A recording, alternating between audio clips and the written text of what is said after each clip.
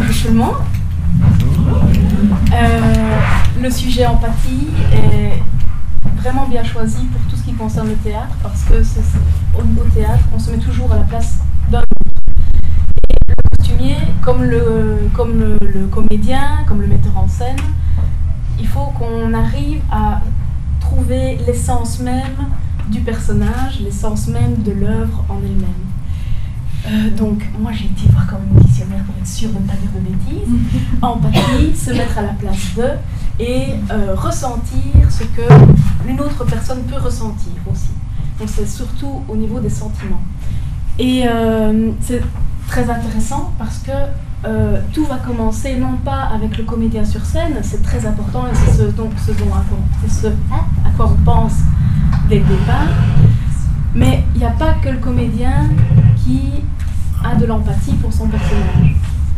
Donc tout va commencer avec la rencontre avec le metteur en scène. C'est lui en premier qui va trouver l'œuvre, sentir qu'il y a quelque chose d'exploitable, quelque chose qu'il a envie de travailler, et qui va appeler toute une équipe autour de lui pour mettre cette œuvre sur pied. Donc la première rencontre avec le metteur en scène définit les bases de l'œuvre. Donc il y a l'œuvre en elle-même, donc la pièce de théâtre ici, qui est analysée. On doit analyser chaque point, relire, surligner, annoter, parce que dans le texte, il y a des détails pour la création qui sont importantes, pour le jeu, pour les costumes, pour le décor aussi. Et il y a aussi ce qu'on appelle le sous-texte. C'est ce qui n'est pas dans le texte a priori, qui n'est pas au premier degré, mais qu'on sent en dessous, ce que l'auteur veut faire passer comme message. Et ça, c'est le metteur en scène qui va choisir de prendre ce sous-texte à la lettre ou de prendre des libertés. Et donc, cette première rencontre est primordiale parce que c'est comme ça que le metteur en scène pourra expliquer vraiment son point de vue et l'intention qu'il veut donner à l'œuvre. Par exemple, j'ai un exemple bien précis. À l'ouverture du théâtre de Liège, il y a eu Roméo et Juliette qui a été joué. Roméo et Juliette, c'est une histoire d'amour malheureuse, le combat entre deux familles, je suppose que tout le monde connaît. Ça se passe au XVIe siècle, normalement.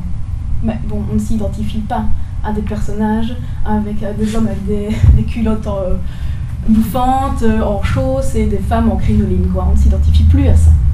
Et donc, le metteur en scène ici qui a choisi de monter cette pièce, c'est Yves Bonnen, et il a décidé de l'actualiser. Donc c'était 2014, quoi. C'était vraiment Liège, Belgique 2014.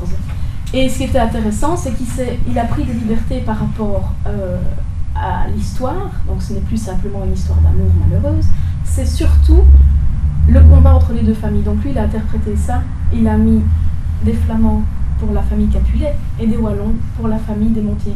Les Capulet, dans l'histoire, ils sont riches et ils prospèrent. Les Montaigu ont été riches et ils sont un peu sur le déclin. Donc voilà, on avait la base. Et donc ça, c'est pour vous expliquer qu'on peut avoir une œuvre classique et intemporelle, mais qu'on peut toujours la retravailler de différentes manières pour trouver le message actuel à faire passer. Ça qui est intéressant, et c'est là aussi où tous les créateurs autour de cette œuvre vont entrer en scène. Donc, en général, cette première rencontre avec le metteur en scène se fait bien avant les répétitions, parfois bien avant même de savoir qui va endosser le costume. C'est l'ébauche, quoi. À partir de ce moment-là, c'est là que moi, mon travail entre en jeu. Donc, je rentre chez moi avec toutes ces données et je travaille toute seule dans mon atelier. C'est le seul moment où je serai seule. Et c'est le moment le plus important. Parce qu'il n'y a pas que l'esthétique d'un costume qui compte, il y a énormément de critères qui vont autour et qui sont des contraintes, mais de la contrainte naît la créativité. C'est ça qui est super, c'est que avec toutes ces contraintes, on arrive à trouver le petit truc qui fait que c'est différent. Donc, c'est moi, mon travail d'empathie ici va arriver dès ma rencontre avec le metteur en scène parce que je dois comprendre ce que lui a dans sa tête. Donc, il lit une œuvre, il a des idées, il a des images, il va me les communiquer, et moi, ce qui m'explique, ce sont des émotions et des sentiments. Et moi, je dois les transposer en esthétique, en concret, en palpable. Donc, pas toujours évident. Parfois, on se comprend tout de suite, et dès qu'on parle, il y a des idées qui fusent, c'est super. Et parfois, on se dit, je comprends pas tout. mais c'est ça qui est intéressant, c'est que le processus, à chaque fois et pour chaque projet, est différent. Alors, je vais revenir vers mes dates. Oui, donc, quand je commence à travailler dans mon atelier, là, il y a toute la recherche d'esthétique. Donc, chercher des images, chercher des infos pour avoir tout un univers cohérent. Parce que parfois, le costumier peut être le scénographe aussi, ça arrive qu'il soit les deux. Ça, c'est très chouette parce que du coup, il y a vraiment une homogénéité dans le travail. La scénographie s'intègre bien au costume. Sinon, parfois, il y a des spectacles à très gros budget, et là, c'est un scénographe, un costumier. Et donc là, il faut travailler aussi ensemble pour que le décor et les costumes soient aussi cohérents. Et donc, il y a le choix des images, le choix de l'univers, voilà. Et ce qu'il faut aussi, moi, quand je travaille, c'est que je dois, là aussi c'est le deuxième travail d'empathie, je dois me mettre à la place de chaque personnage. Trouver leur histoire, qui ils sont, d'où ils viennent, c'est aussi ce que le comédien va faire, lui, dans son travail d'acteur. Il va chercher, étoffer ce personnage. Savoir, alors il y a les données très concrètes qui sont dans le texte. Il est de classe bourgeoise, il a une veste rouge, ou bien à un moment donné, il enlève son pantalon, il a un caleçon comme ça. Voilà. Ça, ce sont des données concrètes qu'il faut d'ailleurs retranscrire tout au long de l'œuvre, de la pièce. Et c'est un travail conséquent, parce qu'il faut lire, relire, et relire, et relire, et relire la pièce sans arrêt. Et il y a aussi de l'imagination, évidemment. Donc, moi je lis un personnage qui est comme d'une certaine manière, moi je vais devoir aussi l'interpréter. Donc avec mon affectif et avec ce que je connais, avec la culture que j'ai, essayer de trouver vraiment les détails qui font que ce personnage sera cohérent et crédible. Donc trouver le bon costume pour le bon personnage. Et quand je disais qu'il y avait plein de contraintes, en fait, c'est qu'il n'y a pas que l'esthétique où, comme un styliste par exemple, se dira « Oh, je vais travailler sur le thème du champêtre, voilà, je vais faire une petite robe, elle serait très jolie, ce serait très chouette. » Moi, j'aimerais bien faire ça. Donc parfois, j'ai des idées « Ouais, je vais faire ça, ça va être super. » Mais je ne peux pas créer un costume et ensuite essayer de le faire rentrer dans la pièce, quoi. Ça ne va pas comme ça, c'est l'inverse. C'est la pièce qui doit me donner les informations. Et moi, mon travail de costumière, c'est avant tout de respecter l'œuvre. Ce n'est pas, il n'y a pas de, comment dire, l'ego n'est pas là. Il n'y en a pas. Parce que c'est pas moi qui vais briller, c'est l'œuvre qui doit briller, c'est elle qui doit être servie en premier. Et c'est ça qui est magique au théâtre, c'est qu'il y a des centaines de personnes qui travaillent sans arrêt, même nuit et jour, parce qu'il y en a qui travaillent la nuit, qui travaillent ensemble pour monter un projet qui non seulement sera éphémère, mais en plus, ils n'auront pas spécialement de retour direct. Le comédien aura des retours directs par le public, donc des rires, des cris, des applaudissements.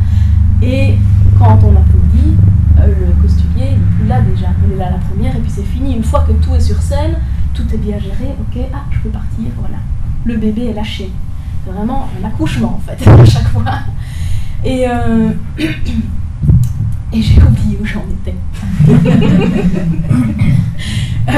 Oui, donc il y a tout ce monde du théâtre, voilà, qui met tout en œuvre pour que ça fonctionne.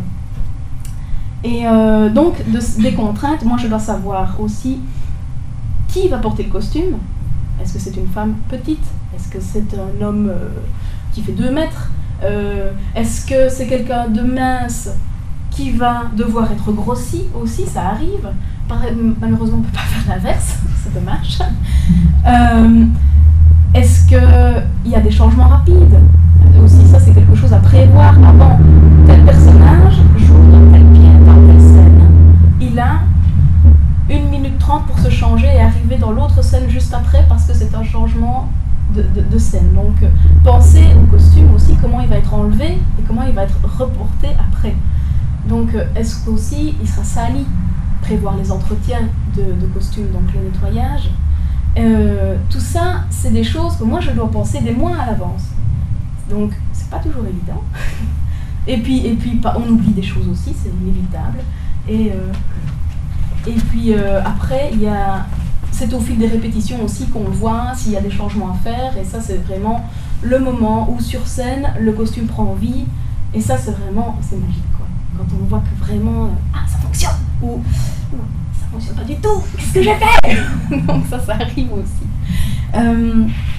Qu'est-ce qu'il y a d'autre aussi? Oui, aussi, pour le costume. Par exemple, Cyrano de Bergerac, qui se bat sans arrêt, sans cesse avec son épée.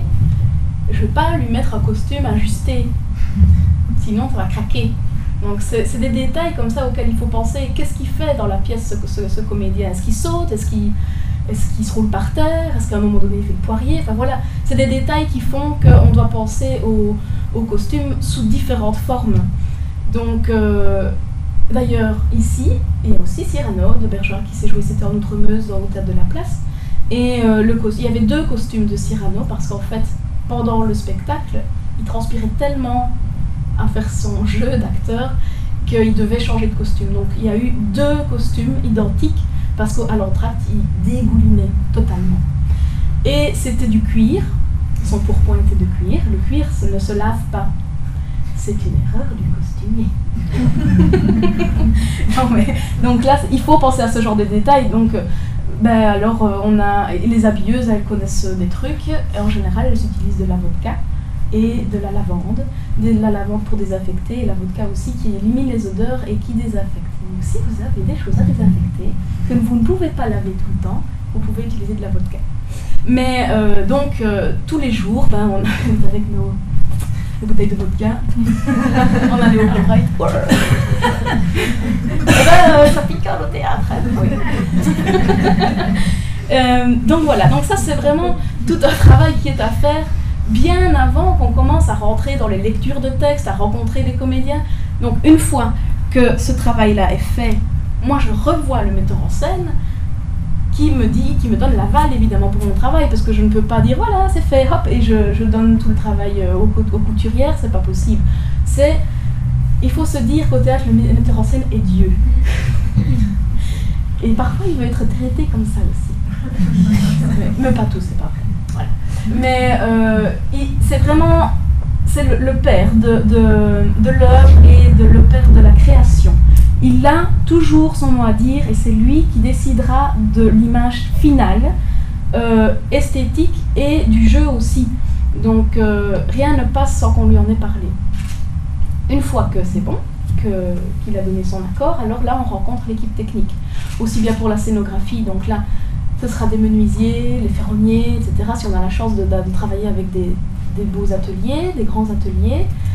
C'est pas toujours le cas, il y a des théâtres pour lesquels on doit aussi tout faire, donc c'est comme ça, ça fait partie du jeu. Donc il arrive que des costumiers ne sachent pas coudre, ils s'organisent, ils ont alors leur équipe à eux, ils connaissent des couturiers qui peuvent faire le travail, mais c'est toujours bien qu'un costumier sache coudre ou sache un peu comment ça se passe sur scène pour mieux penser son costume en amont. Donc moi, c'est pour ça que je veux reparler de mon passage au Théâtre de Liège, parce que ça m'a beaucoup aidée, parce que j'ai été couturière ici, j'ai été habilleuse le soir, et j'ai fait les entretiens des costumes aussi. Donc ce sont toutes les petites choses auxquelles parfois on ne pense pas, qui font que quand je crée un costume, maintenant je sais exactement comment le penser et quelles sont les contraintes. Et ça facilite les choses pour la fin du travail, quoi. Donc là, maintenant, c'est le travail technique qui commence, les rencontres aux ateliers, et ça, c'est toutes les semaines, on va voir l'avancement du travail pour être sûr que tout est bien fait comme on le veut. Et là, disons que dans le métier de costumier, il y a 30% de création et 70% de communication. On va passer son temps à expliquer et à défendre nos idées. Donc c'est un gros travail en vérité, parce qu'il faut savoir se défendre et défendre son boulot, quoi. Je dis se défendre, pas forcément parce qu'on a des attaques, mais simplement pouvoir expliquer de manière cohérente pourquoi on a choisi tel matériau pour faire le décor, tel tissu pour faire le costume. Et ce qui est très riche, c'est d'avoir des équipes comme les couturières ou les menuisiers qui connaissent vraiment bien leur boulot et qui pourront aussi aider au niveau technique, quoi. Parce que le costumier ne peut pas tout savoir non plus. Il y a des choses auxquelles on ne peut pas penser et c'est normal, quoi. Donc voilà, ça c'est tout le côté technique. Et oui, le costumier pour moi doit être un caméléon. Donc, et ça aussi, l'empathie là-dedans est vraiment très importante, parce que il faut se mettre, quand on crée une œuvre, il faut se mettre à la place aussi des gens qui vont confectionner le costume. Essayer de penser à des matières pas forcément agréables au toucher, mais bon, facile facile à travailler. Je sais qu'il y a eu une production ici qui a été faite tout en caoutchouc, en feuille de caoutchouc, donc ça donnait super bien, mais c'est pas évident du tout à travailler, quoi. Mais c'est intéressant, mais à ce moment-là, il faut être plein d'empathie vraiment pour les couturières. Et dire, oui, c'est dur, je comprends. Voilà. J'ai eu une drôle d'idée, mais c'est comme ça. Alors oui, parfois, quand on comprend les prises de mesure, on rencontre les comédiens. Ça, c'est une étape assez délicate, parce que le comédien, c'est vraiment cette personne qui va endosser le rôle, endosser le costume. Il faut qu'il soit à l'aise dedans. C'est très important. Et le costume peut l'aider, parce que il y a certes son jeu d'acteur qui est très important, mais par exemple, j'ai déjà eu des demandes de comédiennes qui me demandaient un corset ou une gaine, pas forcément pour un rôle d'époque, hein, mais elles avaient envie et besoin de se sentir maintenues et serrées parce que leur personnage leur imposait un maintien particulier. Et donc là, c'est très intéressant. Le costume alors peut vraiment aider physiquement à rentrer dans le personnage. Et aussi, une comédienne avec un panier d'époque ne bougera pas et ne jouera pas de la même manière qu'une comédienne en robe de nuit, c'est évident. Et donc ça, c'est vraiment au niveau physique que le costume aide. Et puis il y a le côté psychologique aussi, où le comédien travaille sur son personnage pendant des mois ou des semaines, ça dépend. Et puis un jour, il se voit avec un costume et il se dit « Ah, super, c'est tout à fait ça ». Ou alors « Ah non, c'est pas du tout mon personnage ». Et ça arrive aussi. À ce moment-là, il faut repenser et essayer de faire des compromis entre ce que le costumier veut absolument garder du costume, sinon non, c'est vraiment l'idée qu'on a avec le metteur en scène, c'est vraiment comme ça que tu dois travailler. Et le comédien qui dit mais non, je peux pas porter du violet, je suis pas d'accord. Et c'est pas du tout mon personnage ne porte pas de violet. Voilà, c'est possible aussi. Et il y a des comédiens et des comédiennes aussi qui ne supportent pas qu'on nettoie leur costume.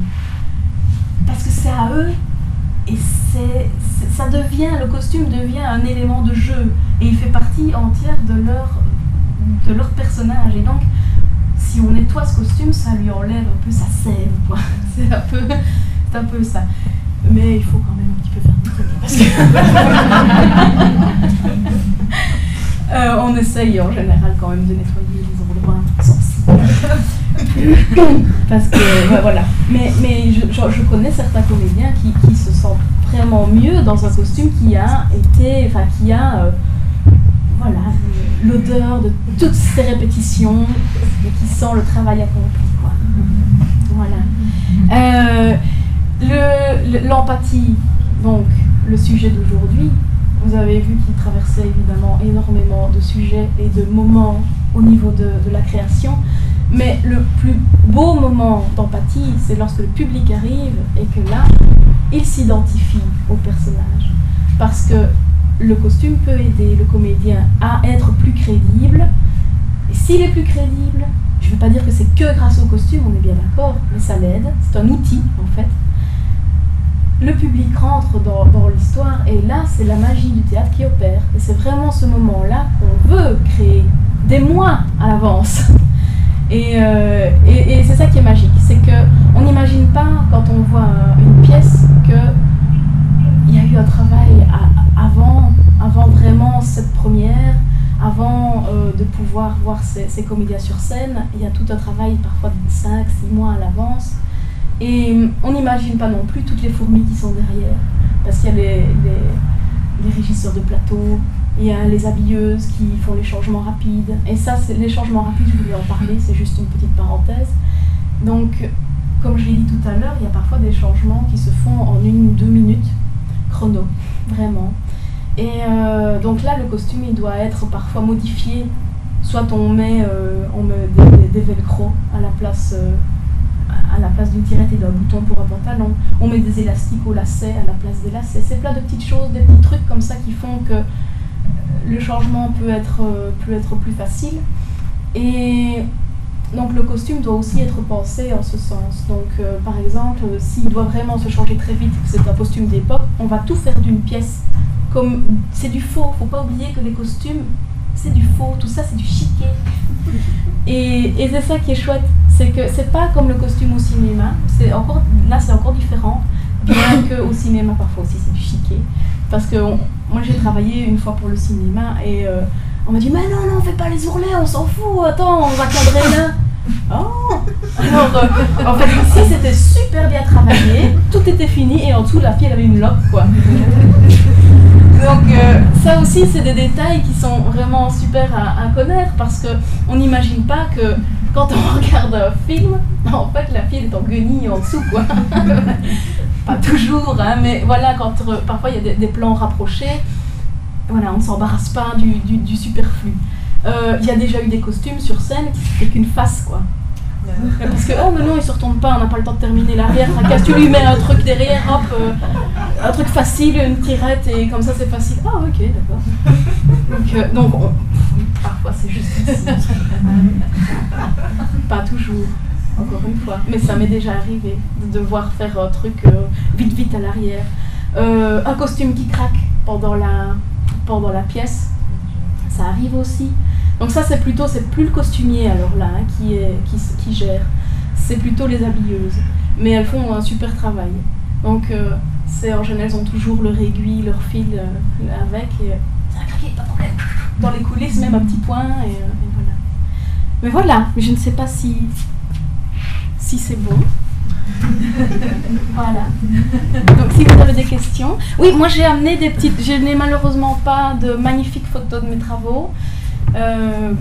Pour des raisons X. Mais j'ai amené quelques travaux que vous pourrez regarder, c'est des planches costumes. J'ai des photos d'une maquette aussi. Et j'ai amené mon mémoire de fin d'année. Et j'ai eu la chance de faire un opéra pour enfants, à l'opéra ici, à Liège. Et ça, c'est tout le travail de 5 mois. Donc c'est très intéressant. Il y a les photos du début, il y a les croquis, il y a les plans, il y a des listes. C'est rempli de listes. Pas oublier de faire ça. Acheter 3 tirettes. Dire à machin que la lumière, ça va pas. Dire à un tel de changer la porte parce qu'elle s'ouvre pas bien. Voilà. On est aussi pendant les répétitions. On dit, pendant que le metteur en scène, lui, il se dit mais non, tu ne le joues pas bien, ton personnage pense plutôt à ça. Le costume, il est là, l'ourlet. Oh non, ça ne va pas, ça ne tombe pas bien à l'arrière, mais qu'est-ce que c'est que ça? Il faut reprendre absolument. Donc c'est des choses pendant les répétitions qui sont super parce que on vit chaque processus de travail de manière différente. Il y a eu le moment où j'étais toute seule dans ma maison à faire mes planches costumes, et puis il y a le moment où le costume est sur scène, où il y a tout qui doit bouger, et qu'on se rend compte parfois qu'on a fait des mauvais choix au niveau aussi des tissus. On se dit non, ça ne va pas du tout, il faut que je change, oh là là, ça l'entrave dans ses mouvements, il va falloir modifier. Donc rien n'est fixe quoi. C'est pas parce qu'on crée un dessin qu'à l'arrivée il sera le même. Parfois ça change du tout au tout. Il y a parfois aussi des costumes qu'on laisse tomber. On se dit non, trop compliqué, c'est super beau mais on ne peut pas l'utiliser, on n'a pas le temps, ou alors le comédien il n'arrive pas à l'enfiler, on laisse tomber, on passe à autre chose. Ça arrive qu'on finisse même le costume, il soit déjà en répétition, et non,